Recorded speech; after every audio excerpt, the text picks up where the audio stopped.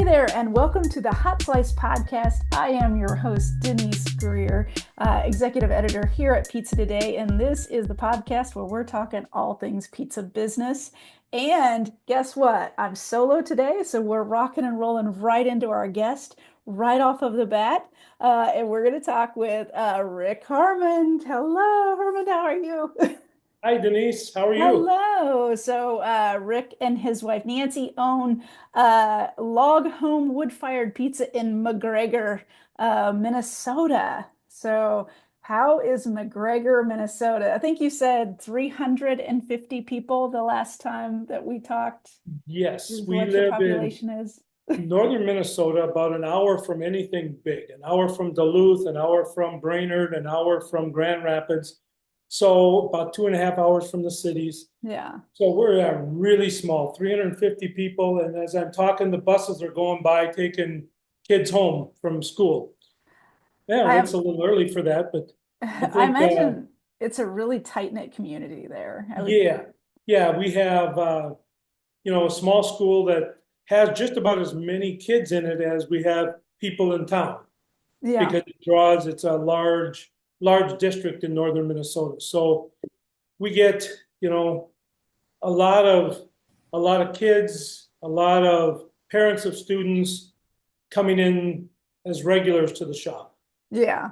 Oh, that's good. That's Yeah. amazing. So we caught up with you at Pizza Expo. You hopped on the podcast for just a couple minutes, and I was really looking forward to getting back, having you back on and talk specifically about what's happening in small town American pizzerias and kind of what you're going through.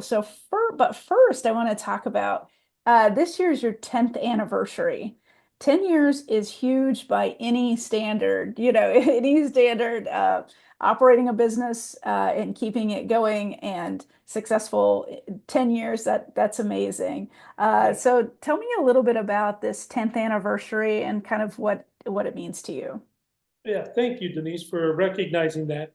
We have been in business since 2014. We started with a wood-fired trailer Hmm. and did grand or farmers markets, things Hmm. like that, just to get our feet going and get our feet wet. And then we started with catering, and catering was huge with a trailer. People in northern Minnesota hadn't seen it. We were the only one at the time Yeah. to do it. So we were all over not only northern Minnesota, but southern Minnesota. In the 10 years, we've been just about to every corner of the state you can be. Um, After about 4 years of that, we delved into a pizza truck, a Hmm. mobile pizza truck. Yes. And 4 years after that, well, not four, but pretty close, three, I Yeah. suppose we started the location in town here. So it has been a fantastic journey. 10 years, we have made a big, uh, a big to do this year. About 10 years, we've got Yeah. new merchandise. We've done different things we haven't done in the past. Yeah. We've become more involved with the community and more involved with. We have a bunch, almost all of our employees in town are high school kids. Hmm. Small town, first job for most of them.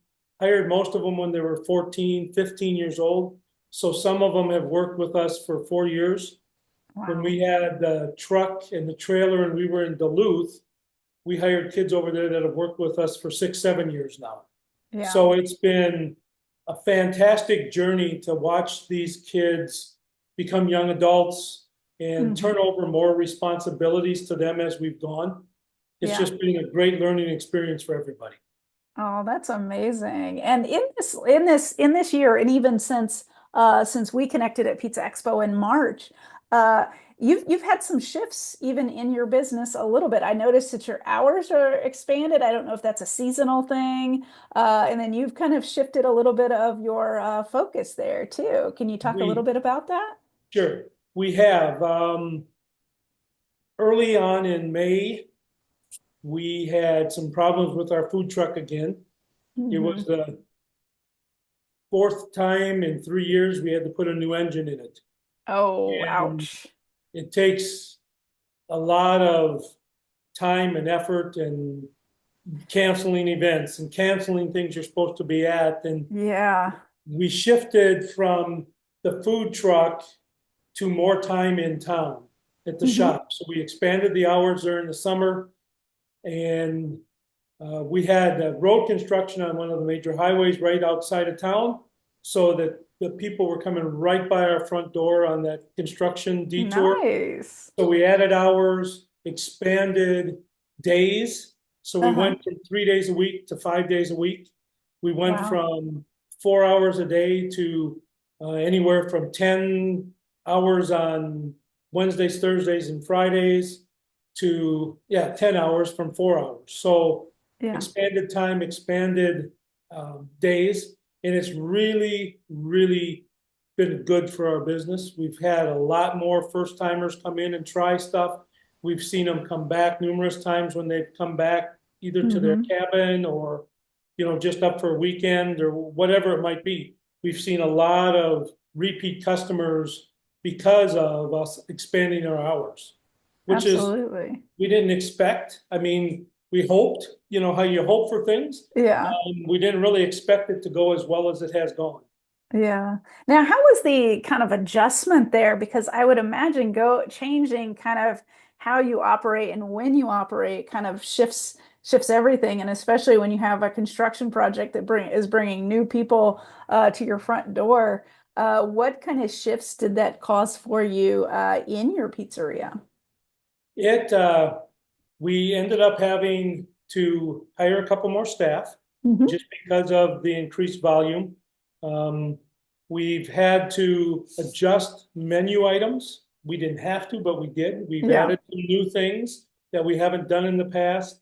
10 years, we were going to do some of that anyway, but we've gone to more of a not only takeout pizza, but we've added baked chicken wings, not fried, baked chicken wings, Nice. Yum.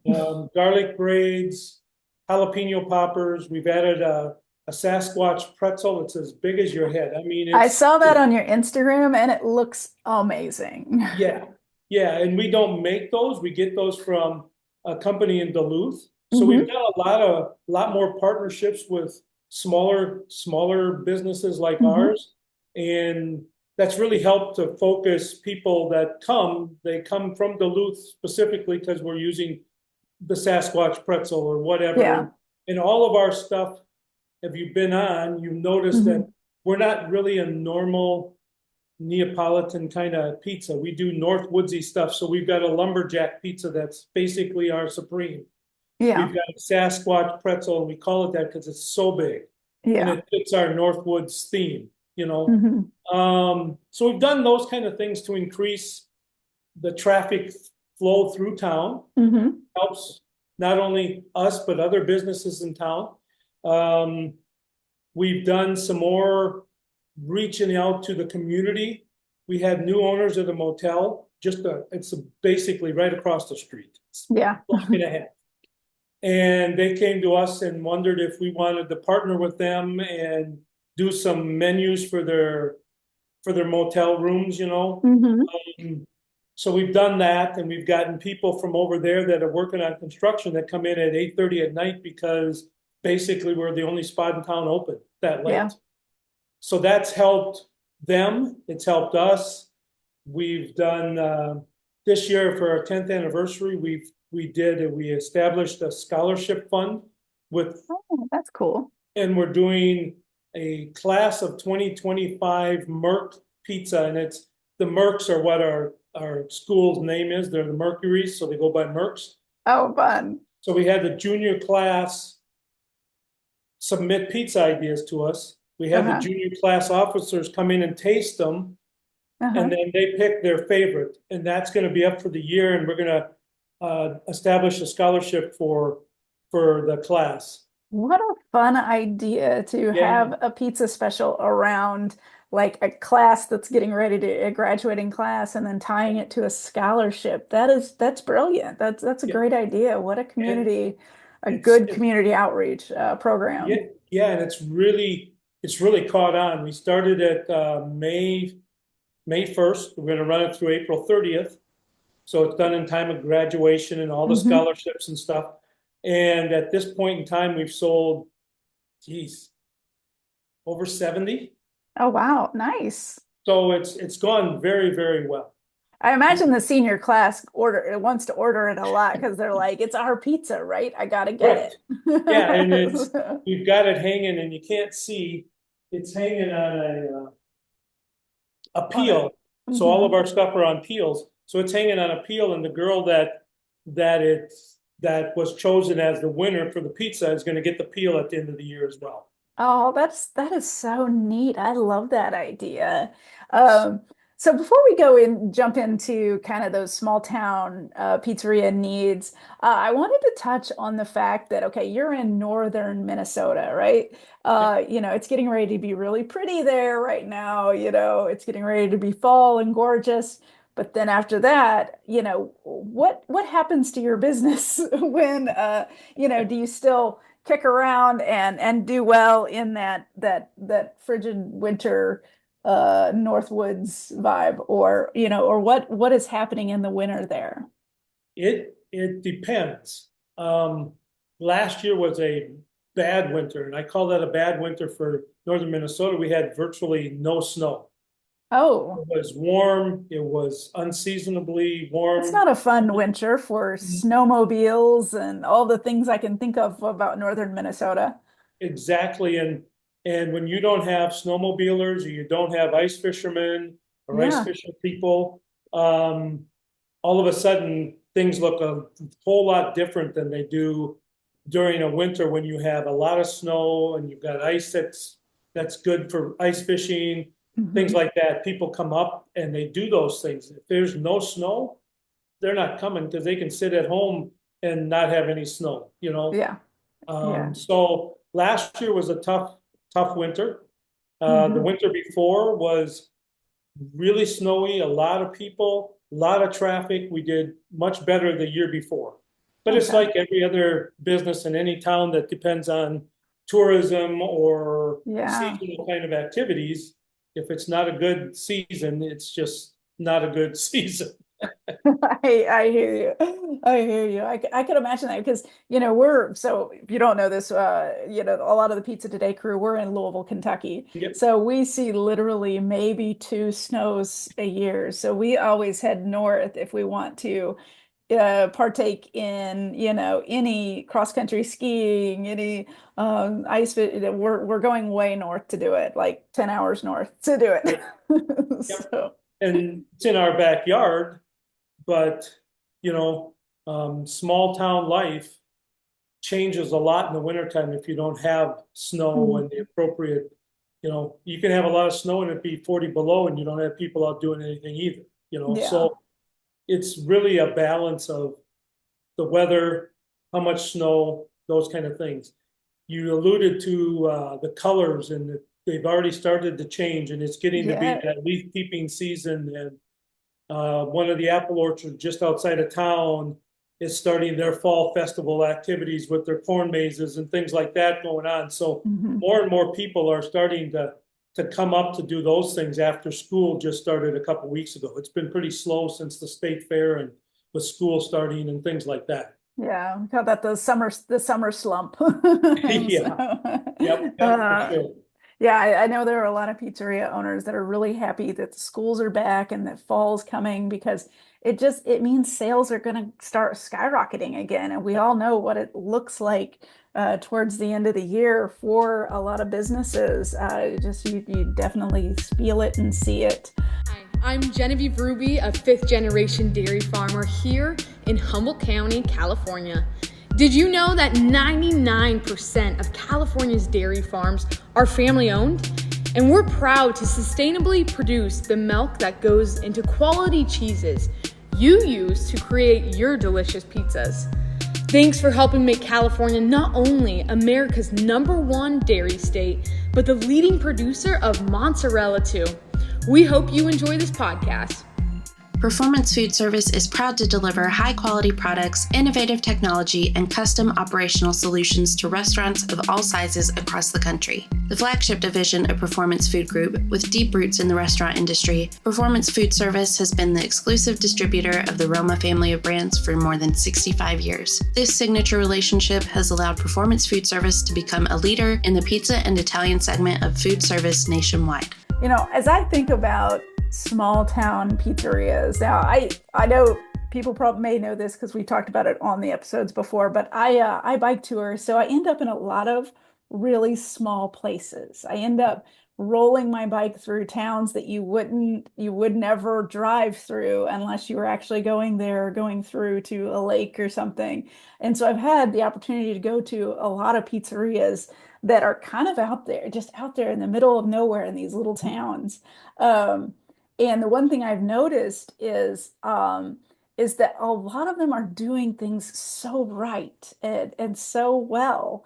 It's just that they're not in a large city, so they're not getting that notoriety, the volume, those kinds of things, you know. And so my question to you is, you know, what is the focus of a small town pizzeria, and where do your needs lie compared to the major city folks? Sure. I think our focus is more on community. Mm-hmm. You know, we're going to have the tourists that come for the big weekends and things like that. And like I talked earlier about the construction project and stuff, those things are a once off kind of thing. Yeah. So we focus more on community and what can we do in our community. And that's, like I said, the Merck Pizza 2025 pizza. We do a read at home program with the two public school districts in our area. And it's similar to the Book It program with Pizza Hut. So if they read, they get a free pizza if they meet their goal. We've done things with the chamber. We sponsor all the chamber events just to keep our name out there. It's one of the things that gets us on the top of the chamber page when people are looking for what's going on in McGregor, Minnesota. Yeah. Like I said before, we've hired a lot of high school kids, translates to their families, relatives, their friends that come in and get pizzas and stuff like that. So our focus has been, how do we involve ourselves more in the community and focus on partnerships with other small businesses like we talked earlier. What other things can we do in the community or the school? I mean, you think about it, when I was growing up, which is a long time ago, we had our hangout after football games, you know, and we'd like to become that because there's not a lot of other businesses open that late. We haven't got our foot in the door quite yet, but last week was the first home game and we saw cheerleaders, we saw football players, we saw parents come in and get pizzas before the game for like tailgating. We've also now are working with the school and providing our wood-fired pizzas in a par-baked form. Oh, nice. For their concession stand. And I'm giving them a wholesale price on the pizzas. They're in turn selling them.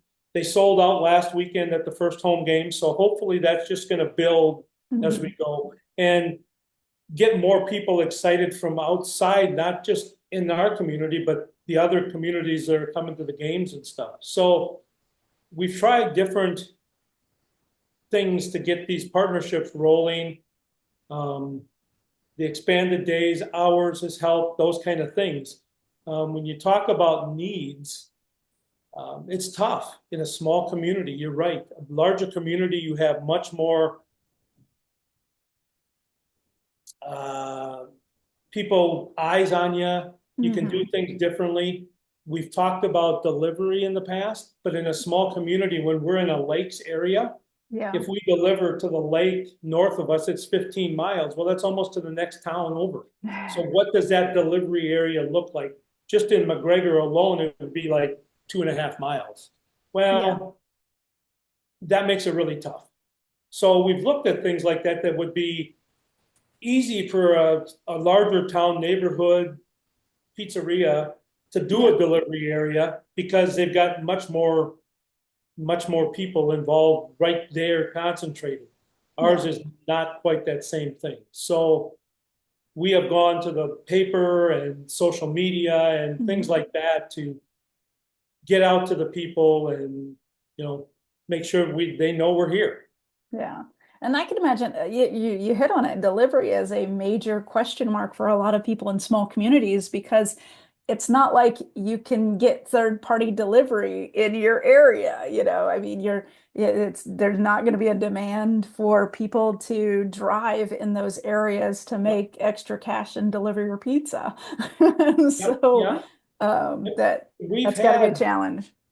DoorDash has tried to come into the community. They have. They have. They've reached out to us. They've reached out to the local bakery, the Subway, the Dairy Queen, but again, their area is pretty limited. Yeah. So you've got a small area and the cost of them doing it and then them trying to find drivers, it's just been basically a no-go from the beginning, just because, like you said, drivers alone is tough. Yeah, I could imagine. I think about that when I travel because I'm so here I can grab my phone Yep. and I can pull up and I can see a Lyft driver or I can see what all of the delivery services are. It's so easy because I'm in a major metro market. But not being in a major metro market, you don't have those services and that access to new customer base. Yep.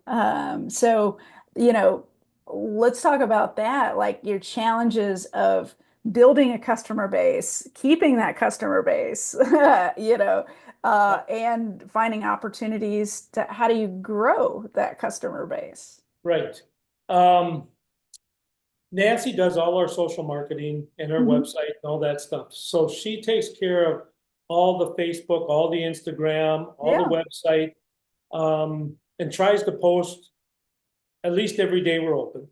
Mhm. We have, since the beginning, 10 years ago, implemented a perk card. So you buy 6 of our pizzas, you get a free pizza. Mhm. That's worked really, really well. There's times we have people that turn in 20 of those a year. Mhm. When you look at that, yeah, we've given away 20 pizzas, but they've had to buy 120 pizzas to get those 20. Yeah. So we've done that. We did last winter, we heard, I think it was the Restaurant Boss podcast called that. Mhm. And he was pitching a winter or a red envelope or blue envelope giveaway. So we did that in January this year. So Mhm. 10th anniversary, we were tying it together and it went over great. I think we handed out 80 some blue envelopes and you had to come in, purchase at least $10. You got a blue envelope and you had to keep it until February. Oh, You wow. couldn't open it. You had to open it in front of us when you got People it. are taking it to the steam iron and like, don't do that, people. You're not allowed to use steam irons on opening envelopes. But I can tell you, as Oh, somebody yeah. who is a Gen X and previous, you can use steam to open envelopes and still Oh, be able yeah. to shut them. But anyway.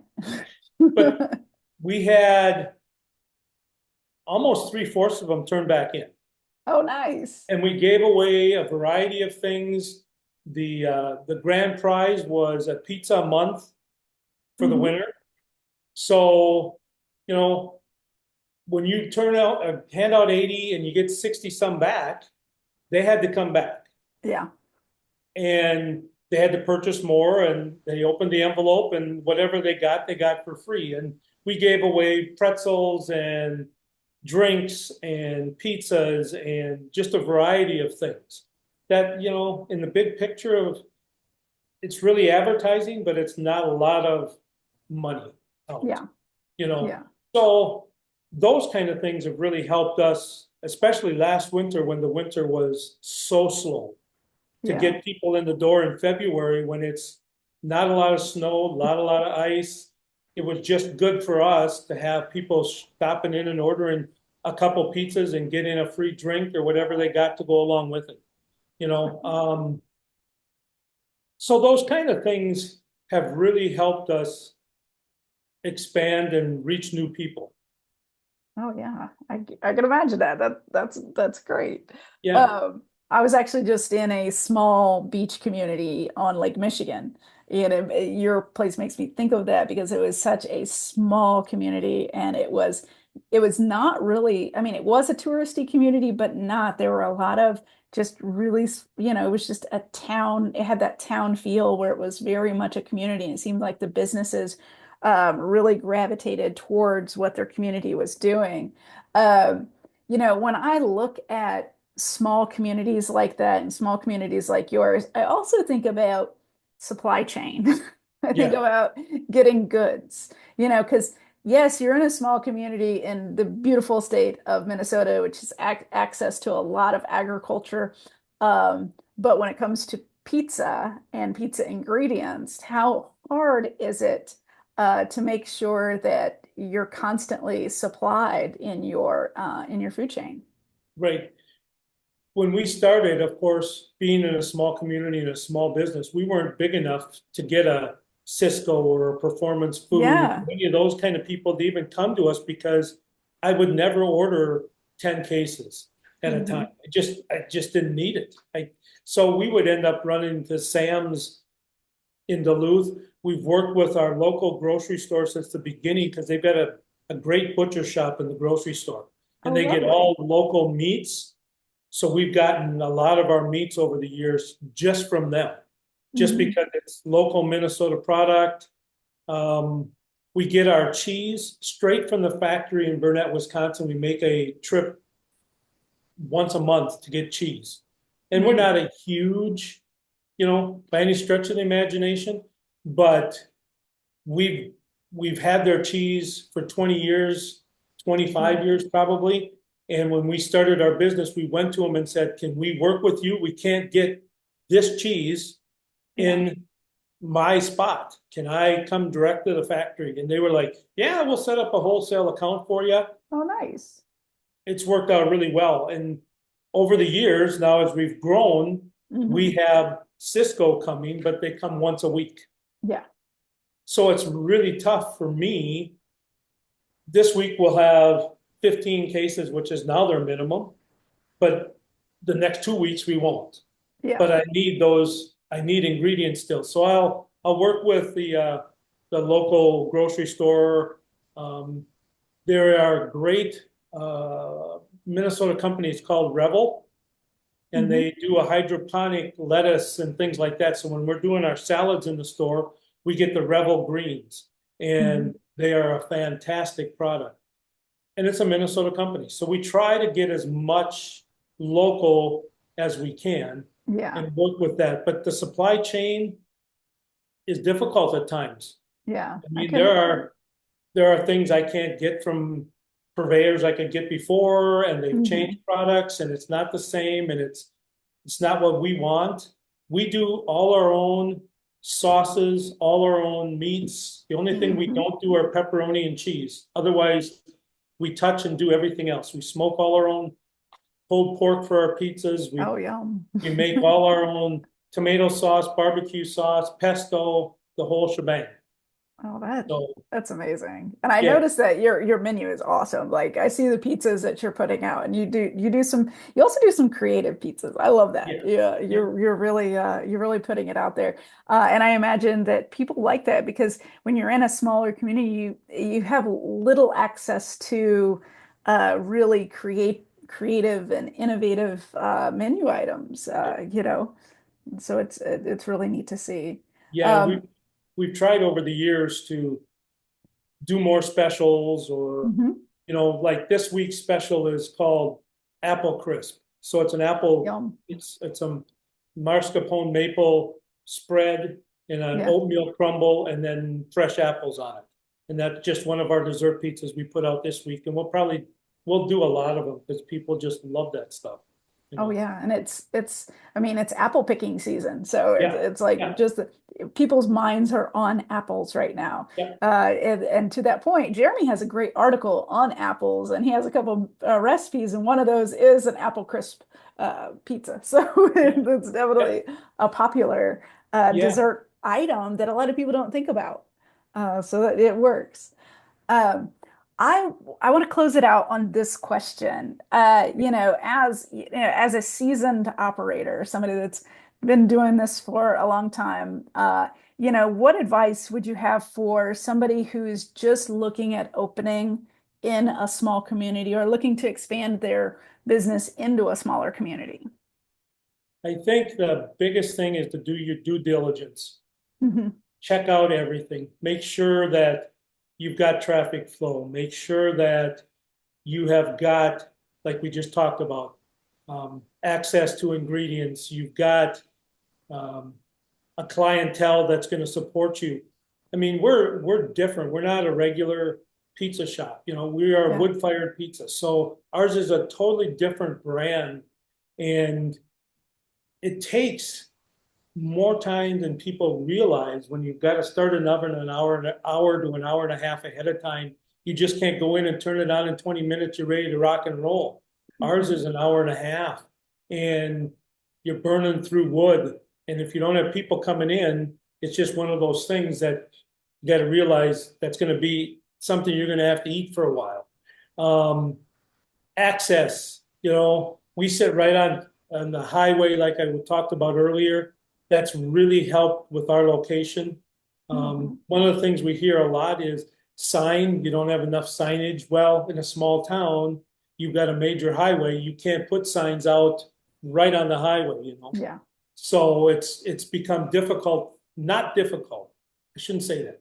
We've got signs, we've got open signs. I mean, we've got probably more signage than most people think we need, but Mhm. you still hear that all the time. Yeah. So I think the due diligence and just look at your numbers and make sure that it's going to be something that you can sustain. When we hit 5 years, it was like, whew, 5 years. And then we hit, on the 9 and 10, and it's like you just don't hear people doing this kind of stuff for 10 years or more. It's just, Mhm. how it is, Denise. It's Yeah. just one of those things that it takes a toll on your body, your soul, your Yeah. everything. In a small town, hiring and making sure you've got enough staff to run something. Like I said, Yeah. when we went through and expanded our hours, and all of a sudden we had more people coming in the door than we had before, it's like, uh-oh, what are we going to do for staff? And we're Mhm. lucky that one of our employees had a younger brother that was like, I need a job. I'll come and work. We Yeah. already knew the family. It makes a huge difference. Um, but at the same time, we lost a couple employees that moved out of town. They graduated. It's just that constant turnover. So have all Yeah. that kind of stuff. Go through your paperwork, make sure you've got it all down, what you need, what you think you need, and then think about everything you don't think you need that you're going to Yeah, need. exactly. If everybody and I think, reach out to people. The pizza community is wonderful for sharing Mhm. and helping others. I've learned that at Pizza Expo. I think when we talked, I've seen you go by, I've seen Jeremy go by, I've seen Josh go by, I've seen John Arena. I've talked to some of those people, and you see John once a year and he comes up and you shake his hand. He goes, "Yeah, I know you." Yeah. It's just He amazing. remembers everyone, by the way. He Yeah. does. He remembers And his everyone. talk this last year, oh, you know, um, but I think reach out. Don't be Mhm. afraid to reach out to somebody. Get on their website, find their phone number, call them, and just Yeah, say, "Hey, what have you done? What can you do here? What's worked with you in that small community?" I think that's huge. We talked absolutely. before about small community to most people are 50,000 people. Uh, yeah. I sit at 350, and it's like, yeah, You're in tiny community, yeah, I'm in a just tiny, small tiny, town. yeah, and I've sat through, you know, Pizza Expo sessions with Melissa Rickman at Rickman. 6,000, and she talks about being in a small town. And I go up to her afterwards and I say, "Hey, what can I do to make my spot a destination?" And she looks at me and goes, "Well, how big a town are you in?" 350, and she goes, you're going to have to get out there where there's some larger markets that you can tap into, and Yeah, so. But don't be afraid to call. Don't be afraid to shoot a message to somebody. I'm sure they're going to be more than happy to help you. I would be more than happy to help anybody. Same. I will answer any Yeah. email, any call, any message on our social media about it. Yeah, same thing. So Yeah, yeah, well, thank you so much for taking time this afternoon. absolutely. On it's a Wednesday today, so I think it is Yep, Wednesday. So yep. for coming on, and actually this is the Wednesday before National Pepperoni Pizza Day is This, Friday. yep. Will you be doing anything for National Pepperoni Pizza Oh, Day? we do for all those things that come up. We try to Yeah, hit, like when it was National Tailgating Day yeah. a couple Saturdays There's ago, so many. we did a tailgate pizza, Yeah, so we try to keep up with as much of that as possible. I mean, it's absolutely. there, it seems like every couple of days there's something else you could be doing, There's one every day. Yeah. I guarantee you there is a holiday or a food holiday or some kind of celebration day every single day. And we got National Pizza Month coming up starting in Yep, October, so it's great. All right, yep, well, you have a wonderful afternoon, and you'll be opening today or opening this yep, evening. Okay, yep. cool. We'll 4 to have 9 a tonight. Yep. all right, we'll All have a good right, service Denise. tonight. Okay. Thanks. All right, thanks. See ya. See ya.